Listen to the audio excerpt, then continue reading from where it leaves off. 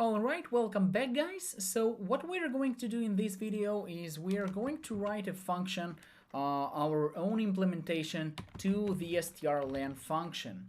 So we know that this function receives, okay, so function that receives a string, okay, and this function finds out and returns the length of the string, okay, so the length of the string. And we know that it can be done very easily because a string in our C programming language is just an array of characters with the last character equals to \0. So what we are going to do here is to write a function which is going to be of an integer type because we are looking for a length. It shouldn't be of a floating point, of course. So int, and let's call it strlen, exactly like we want to use it in our string.h library, but this is going to be our own implementation. And this function is going to receive the address of the first element in this string, in this array of characters.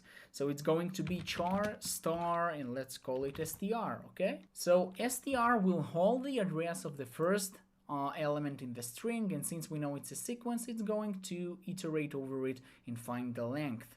Of course, we could have used here a const, so that we will make sure that this function will not change str, but for now, since we are not so familiar with this, we simply are going to stick with this signature of the function. So there you go, here is our strlen, so just copy it here and let's implement it. Very simple implementation.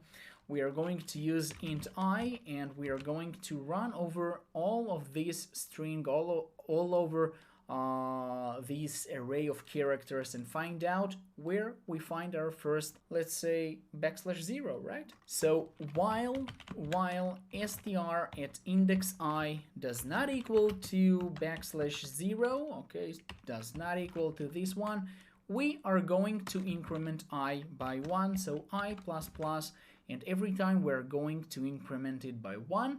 And once we got here, once we found that our character is \0, then we know that we found also the size of this string, and the size is going to be, of course, inside of this I variable, because I specifies the index as well as it's used to find the length. So in this case, we are going to return I, which is the size of the string.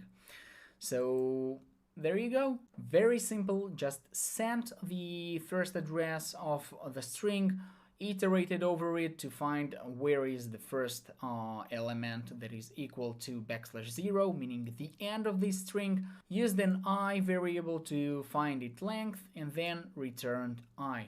That's it, guys. Not complicated, that's our implementation for strlen. And I hope you are proud of yourself. So thank you so much for watching, and I'll see you in the next video. Bye bye.